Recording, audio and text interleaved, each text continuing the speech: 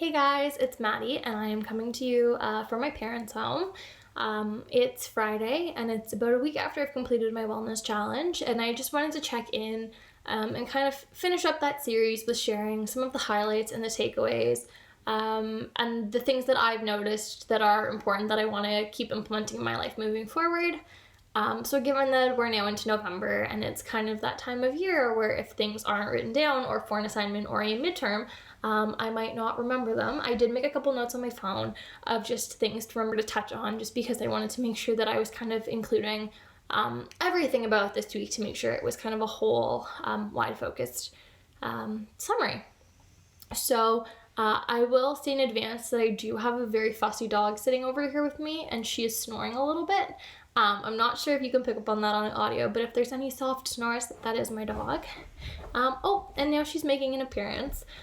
So the first thing that I noticed, getting back to the video, is that busyness is definitely a mental game. I think that it's one of those things where we get in a spell of telling ourselves that there's this busy trap and that we're too busy and we don't have time, and then we just discount or totally remove from the possibility the things that are still important. Wellness is super important. We know that. We always get told that. But I think that for a lot of people, myself included, it's one of those things that we say we don't have time for, but that by reprioritizing that and putting that higher up on the list of things that need to get done and then building that into your schedule, it's very easy to achieve.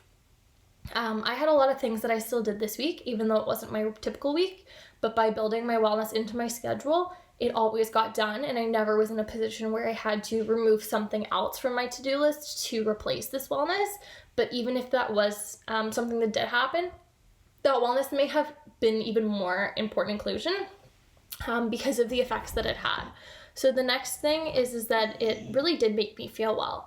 I think that wellness is one of those things that the term gets thrown around a lot, but you're not always fully sure what wellness actually is.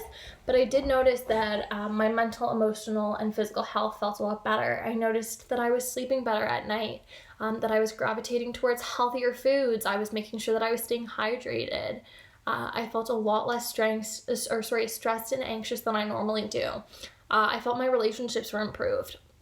It did have an effect, and it was a positive effect that affected the rest of my life. So that's a nice segue into the next part, which is that it made me feel a lot more productive and I focused more at the task at hand. So I am a really chronic multitasker, and it's very rare that I'm focused on the one thing that I'm doing. But I found that by including this wellness into my schedule, I was better focused on the one thing that I was doing at hand, and then by being able to take a break and walk away and kind of decompress and reflect on what I had just been doing and what I was thinking, when I returned to the task or picked up a new one, I was more focused and able to be fully present, which I feel improved the quality of my life, or the quality of my work, but also the amount of time spent on it because I was actually focused on what I was doing. It also gave me something to look forward to, which was really nice. I'll be the first to admit that not everything that I do in my everyday life is that exciting. There are definitely classes that I like more than others, and there are things like midterms where studying for midterms really excites me, but it's not negotiable. It's something that I have to do. But by telling myself that there was something that I could look forward to, it definitely improved my day. I liked knowing that after I studied for my midterm for 3 hours, I could go to the experimental farm and see some animals, and that would be a lot more exciting and a nice break for myself. And then the last thing that I noticed is that it improved my relationships. So I, as I mentioned, am one of those very busy people that unfortunately spends a lot of time on my phone. I don't really like that about myself, and I noticed that it does impact my ability to be present and be a good friend and be a good active listener. And so that's something that I definitely want to work on. But I did find that by spending some time focusing on myself and making sure that my needs were being taken care of and that I was taking that break to really focus on myself, I was better at being present in conversations and active listening and being able to support others because I was supporting myself first. So as I mentioned at the beginning of this video challenge, there are some things that I did this week that won't likely be things that I'll do every week. It's rare that on another Wednesday I'm gonna have 3 hours to go to the experimental farm, but there's no reason that I can't spend 30 minutes a day working on my wellness, because from this week I really saw the improvement in my quality of life, and the other facets of my life related to it.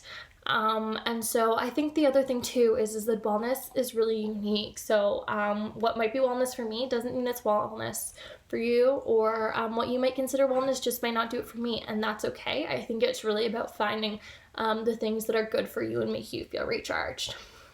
So I guess that brings me to my last point, which is that I think a part of me had always thought that it was almost selfish to focus on wellness, but I've realized that it's really important to take, that half an hour a day and focus on yourself, and that it's not selfish, and that it's okay to prioritize yourself first.